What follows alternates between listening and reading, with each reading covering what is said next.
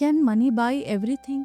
In ancient India, there lived a king named Janushruti who had everything money could buy: vast kingdoms, endless wealth, and the love of his people. His generosity was legendary. He built shelters for the poor, fed thousands daily, and everyone celebrated his good deeds. But beneath his charity was something hidden. Pride had slowly taken root in his heart.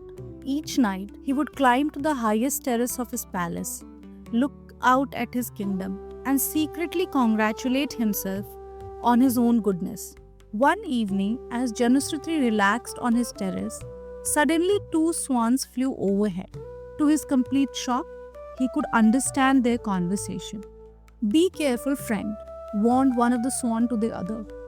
"Don't fly too close to King Janushruti's light or it might burn your wings." The second swan laughed mockingly. "Who is this Janusruti you speak of with such high praise? Is he as wise as Rekwa, who sits beneath the cart?" "Rekwa, a cart driver?" the first swan asked, confused. "Yes, but this is no ordinary cart driver.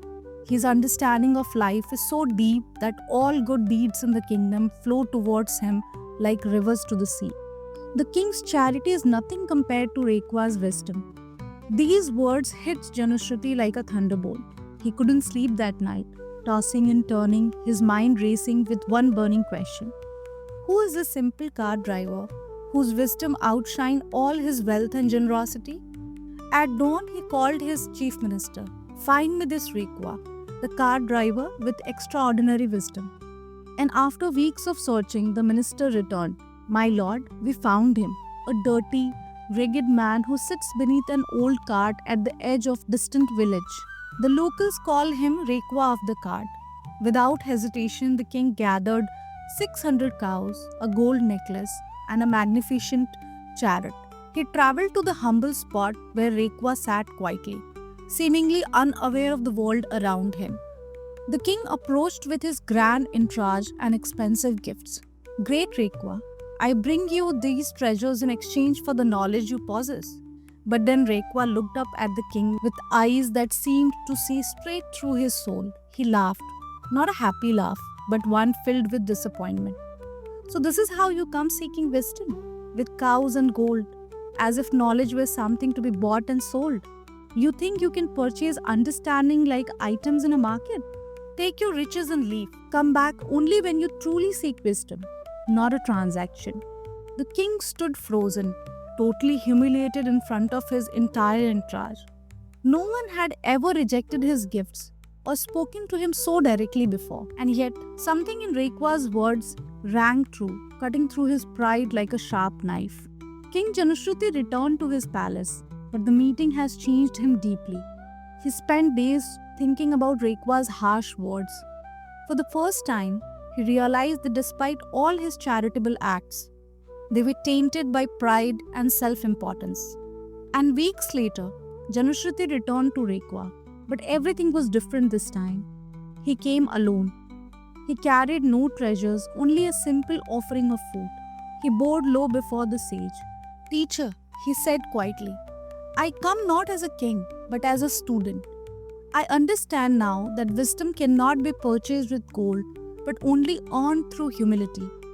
Please accept me as your disciple." Rekwa studied the king's face for a long moment. This time he saw something genuine in the man's eyes. "Now you come properly," Rekwa nodded. "Sit, and I'll teach you about the unity that connects all existence.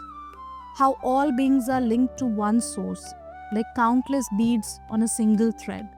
Just when the king thought he had lost everything by surrendering his pride, he discovered something far more valuable. For months, he sat at the feet of the cart driver, learning profound truths about the nature of reality. He discovered that true wealth wasn't in his treasuries, but in understanding how all life is connected.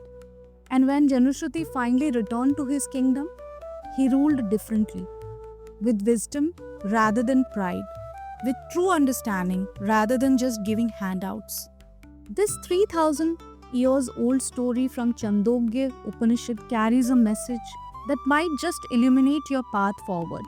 In a world that celebrates wealth, followers, and impressive titles, this ancient tale whispers a powerful truth that transformation doesn't depend on what you possess, but on your willingness to begin anew. The king discovered his greatest treasure not in his palace, but in the moment he allowed himself to become a student again. What's beautiful about Janushruti's journey is that his moment of surrender became his breakthrough. When he set down the weight of his status and approached life with genuine openness, everything changed. His kingdom didn't just continue, it flourished. Even when you feel empty handed or that you have lost your way, remember that the king's apparent step backward, coming alone without his treasures, was actually his first step forward.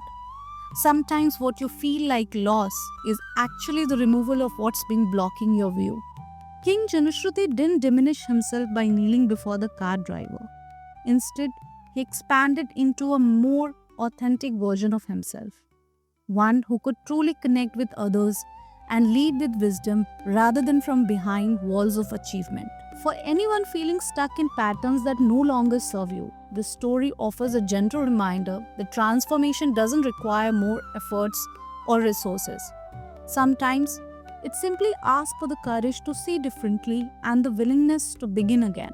The king who began his journey, unable to see beyond his own accomplishments, ended it with a vision that transformed his entire kingdom. His story reminds us that no matter where you find yourself today, a different tomorrow is always possible. If this message resonated with you, please like the video, share it with someone who might need these words today, and subscribe for more timeless wisdom that can bring light to your modern life. Until next time, remember that the path forward often appears when you are brave enough to leave familiar grounds behind. Radhe Krishna.